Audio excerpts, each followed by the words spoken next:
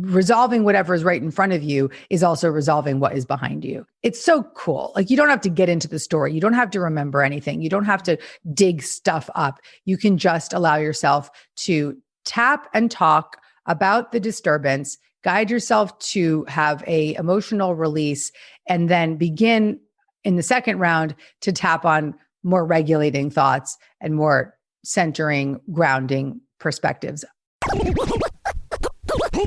You're listening to Make Some Noise podcast, episode number 391 with guest Gabby Bernstein.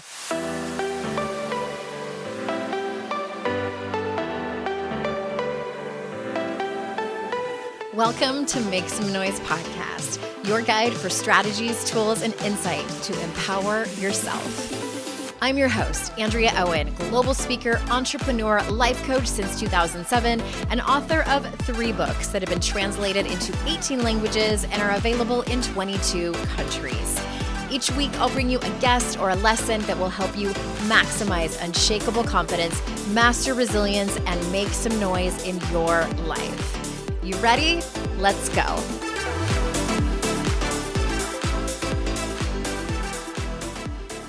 Hello there. Welcome to another episode of the podcast. I am so glad that you are here joining us today. Hey, if you're not following me on TikTok, well, wait, let me back up. If you haven't downloaded the app yet, I've mentioned it several times over the last few months or so.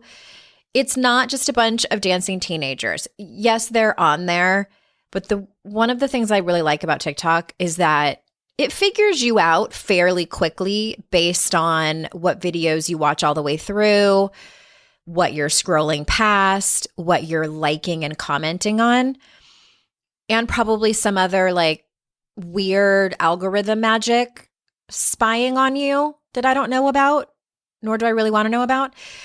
Anyway, all that to say, they quickly figure you out and show you all the best things that you want to see. One of those best things might be me giving out life advice. I'm over there making videos regularly. They're very short, between, 15 seconds, no longer than 1 minute, because that's the limit. And it's really fun. I'm having fun over there. Please follow me. Hey, Andrea Owen, on both Instagram and TikTok. It's super fun. Come and say hi over there. Leave me a comment. Say hello.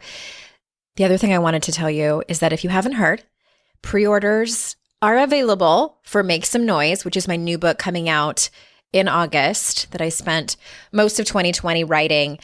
And if you head over to andreaowen.com/noise, you can pick where you want to grab a copy.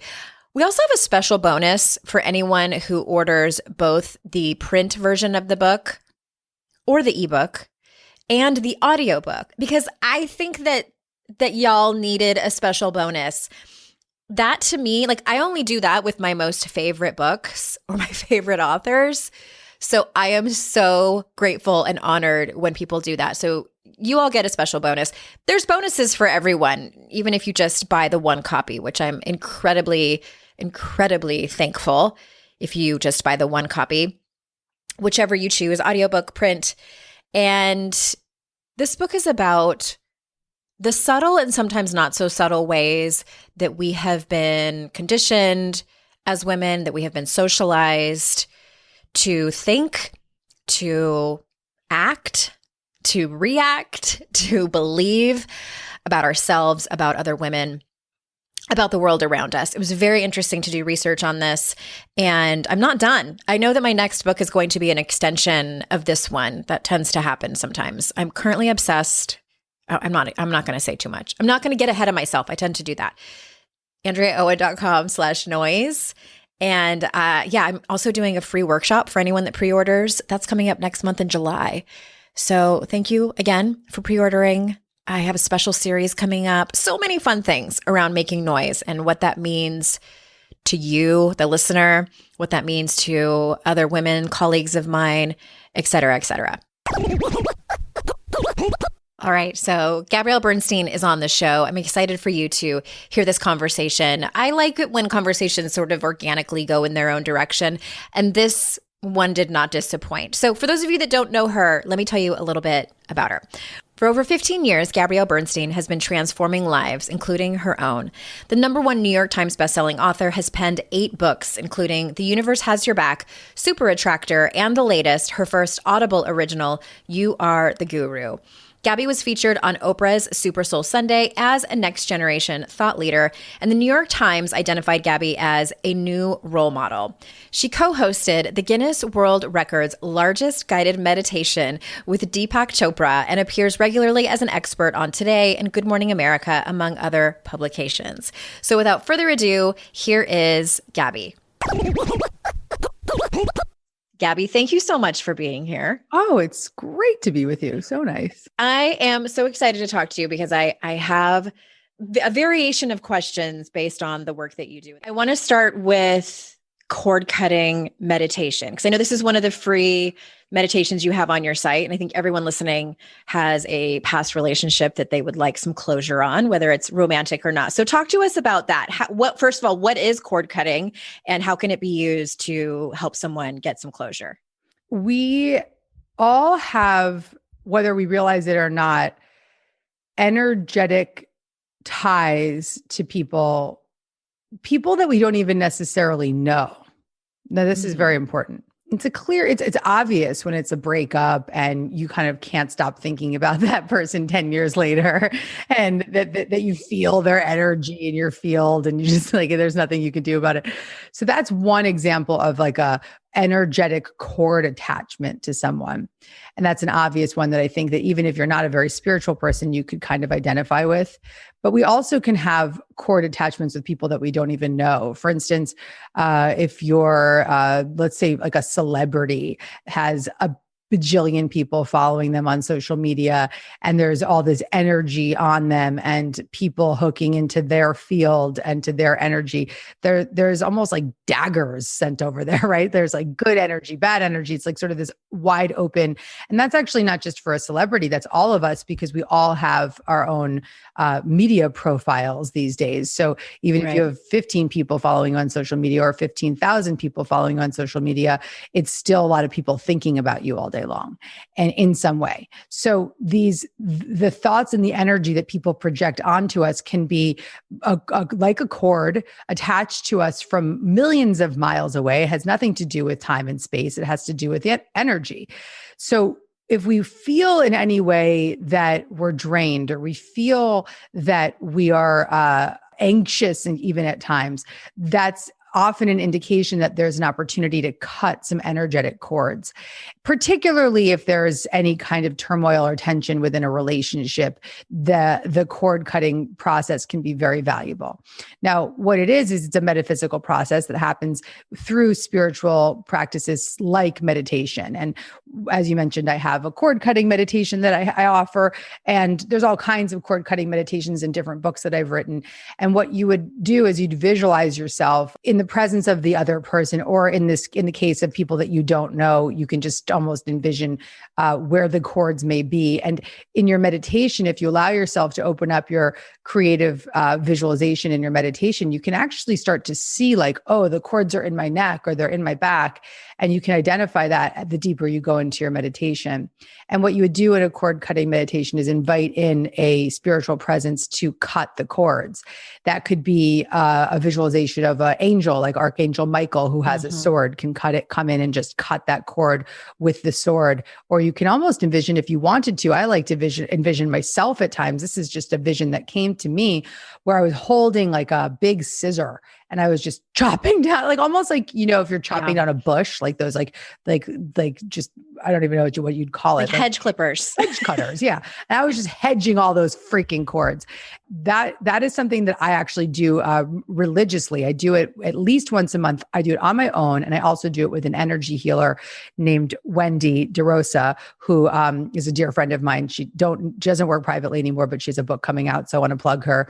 But Wendy will cut my cords and really clear me, because she's sort of like my energy doctor. Mm-hmm. I think it's extremely valuable to start to build these kinds of practices into our life, because look, we take showers every day, but we don't take energetic showers.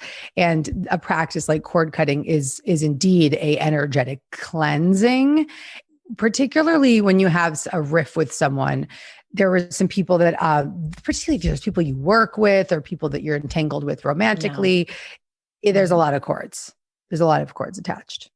It's so interesting because the way I used to look at it when I first heard about it, I thought it was this sort of one and done, thing that you do, and then you're so much better and you can go skipping through your life. But I love that you mentioned that you do it once a month, because we're constantly in relationship with people, whether it's the UPS driver or our partner or everywhere. And what I also found interesting, I recently interviewed someone who came on the show who she works with realtors to do that in homes that realtors are trying to sell, which I was like, oh my gosh, that's so smart. Mm-hmm. I do that too. Every new home I purchase, I work with a woman who, every time I've moved home, it's not like I'm out there like purchasing millions of homes, but like every time I was like, damn girl, get it with the real estate. Exactly. Like as I build my real estate.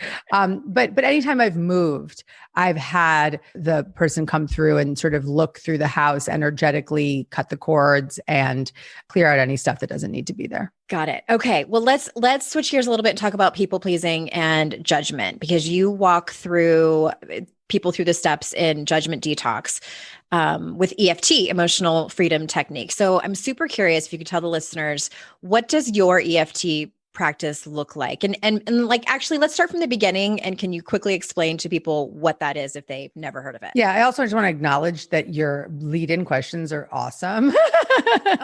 Like, let's just get right to it, girl. Okay, here we go. I just jump in the deep end. I know that's how I like to do it. It's like only big talk. So here we are. EFT is called Emotional Freedom Technique.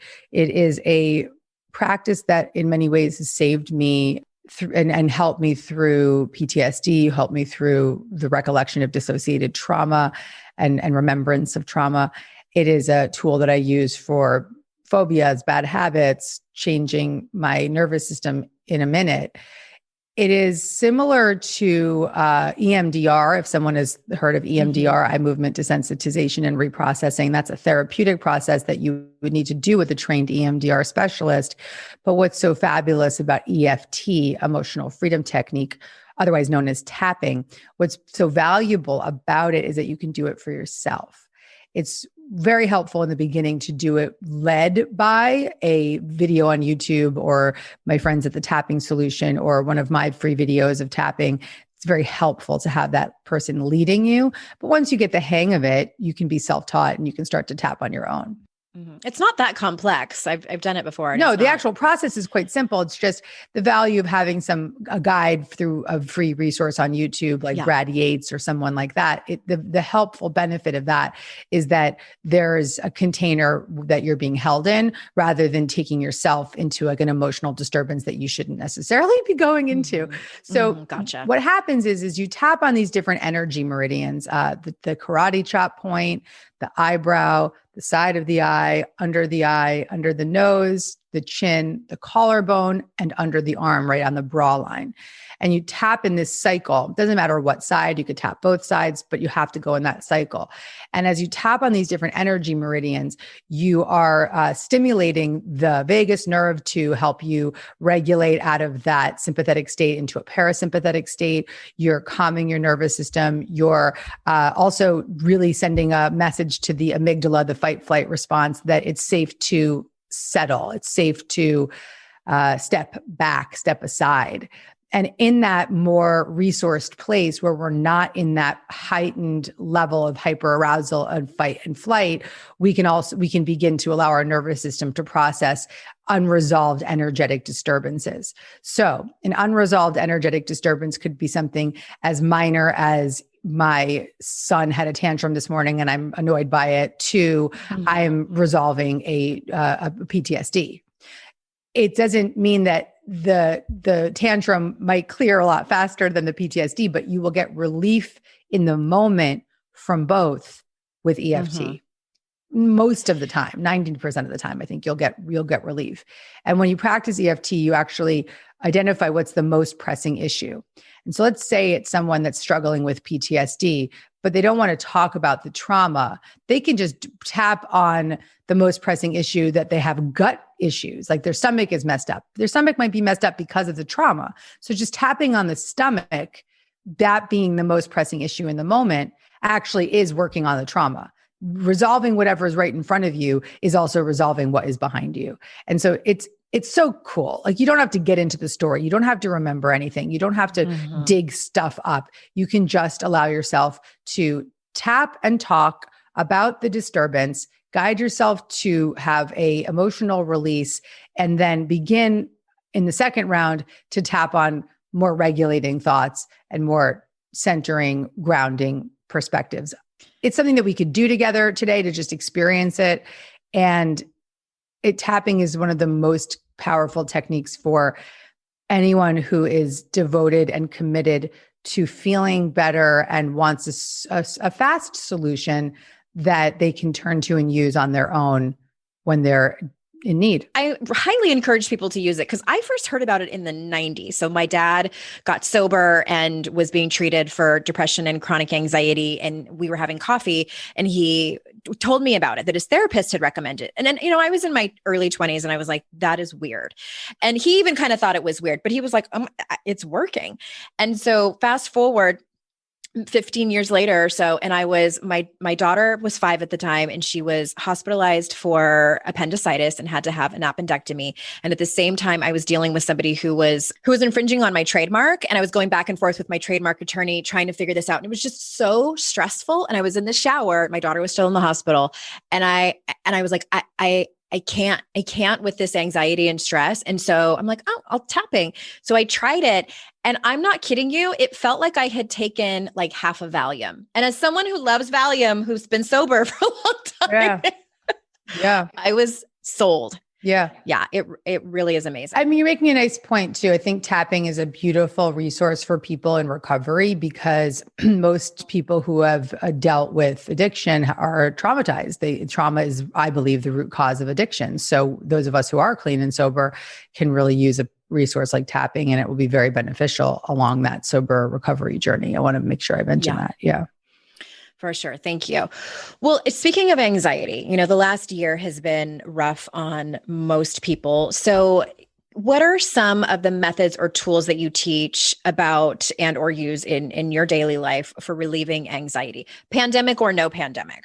I tap. I meditate listening to binaural beats. So it's funny. It's like, I really like bilateral stimulation because I'm a big EMDR practicer. I practice EMDR in my therapy, but when I'm being therapized, what I would do is listen to binaural music, which is music that goes from different sounds in either ear, right, left. And what it does is it stimulates the bilateral brain functioning, which allows us to open up our window of tolerance to feel and process unresolved unconscious emotions. In that meditative state that I can guide myself into with the music, I find that that combination of meditating and getting into a deep, restful state, listening to binaural beats really grounds me tremendously. And it's actually something that I've upped big time in the 2020, 2021 era. I do 40 minutes a day of meditating with the bilateral music. And I have been really grounded and safe as a result of using that practice. I have mastered the art of self-regulation because I am a survivor of trauma. I am a person who has recovered from PTSD. And I also, with a lot of gratitude, can express that I have recovered from postpartum anxiety and depression, which was for me very severe. It was suicidal depression and insomnia. And so I had to become the master of self-regulation in order to survive those experiences. And I'm really proud to say that there's freedom on the other side, that you can go through these very, very difficult moments in life and you can resolve the anxiety, but it's no small thing. And and there's lots of levels of support that are required. And sometimes those levels of support for one person may be deep therapy, or it could be EMDR, or it could be tapping or somatic experiencing, or I'm just naming different therapeutic practices. But the types of things that really help me were tapping, we're listening to the binaural music. I would love to do a hold, like putting my right hand on my heart and my left hand on my belly and just repeating the affirmation, I am safe. And breathing in deeply and exhaling completely, I am safe. And that alone was so valuable for me. I appreciate you mentioning that. I also experienced postpartum anxiety. I had been diagnosed years before that, but when I had my first child, I had severe postpartum anxiety and also paranoia, which was terrifying as someone who hadn't experienced that side of anxiety before. And for me, I wasn't far enough into my personal development journey to ask for help, because I was so afraid that I would be deemed a bad mother. And I because I was struggling with paranoia, I was afraid that I would get my child taken away. And which I know for new moms can be very, very scary. So I appreciate your transparency. Yeah. And I also really want to say that because getting medicated saved my life. And I have to say that on interviews like this, because in our space, in the wellness world, there's a lot of shaming around antidepressants. And I think that's fucking bullshit. And I have, because, and I'm very emotional about it, because I spent 5 months in daily, not sleeping at all, complete insomnia, complete panic attacks, agoraphobia, and suicidal depression. And all of that could have been 5 months of my life that I could have been enjoying with my son, had I had not felt the shame of medication. And it took me to have my therapist literally stage an intervention where she said, I have to get medicated for me to finally see the light. And I just have to be a voice in the spiritual wellness space that says that there is a time and place for psychiatric support, and that you absolutely cannot spiritually override that or be too green to go there, whatever the fuck you want to say, because that will destroy you. And if someone said to you, you have a heart condition, you should be taking a blood thinner, you'd fucking take it. Okay. I mean, hopefully, right? But, we're seeing a lot of people's opinions and theories that are impacting the livelihoods of others. And so I have to be a voice for the other side, which is that when you are having a biochemical condition, it is imperative that you seek psychiatric support. That doesn't mean that that's the only answer. You have to do both. You have to be devoted to therapy. You have to be devoted to meditation. You have to be devoted to your well-being and your exercise and your food and your consciousness. But sometimes you have to get that medicated support to get back to baseline and feel safe enough to live. Here. I wholeheartedly agree with that. And I appreciate that so much.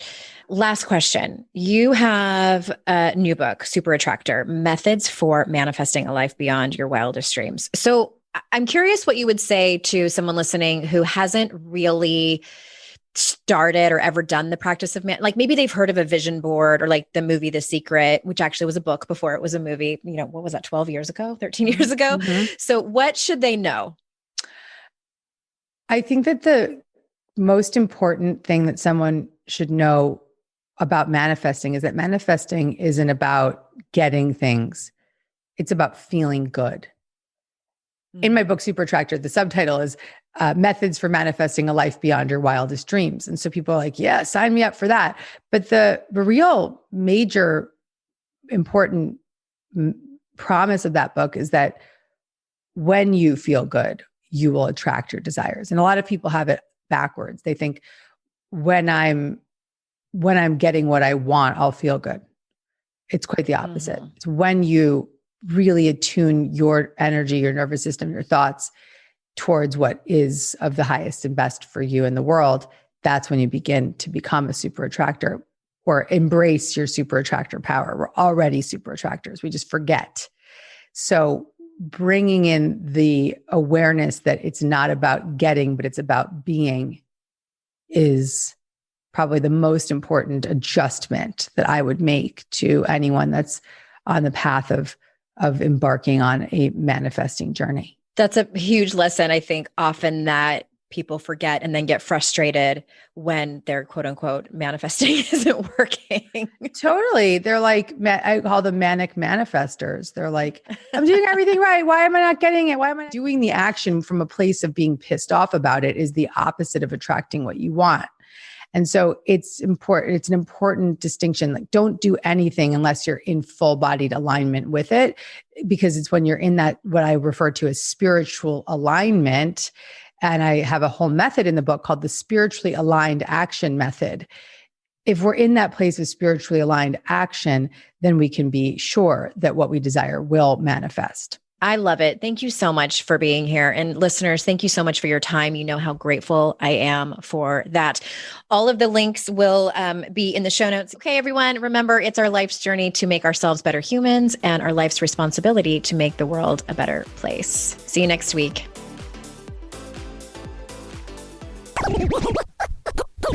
Hi there. Swinging back by to say one more thing. You know how I'm always giving advice over here on the show and on social media, and a couple of those things is that I'm always telling you to ask for what you want, be clear about it, and also ask for help. So I am taking a dose of my own medicine, and I'm going to do that right now. It would be the absolute best and mean the world to me if you reviewed and subscribed to this show, Make Some Noise podcast, on whatever podcast platform of your choice.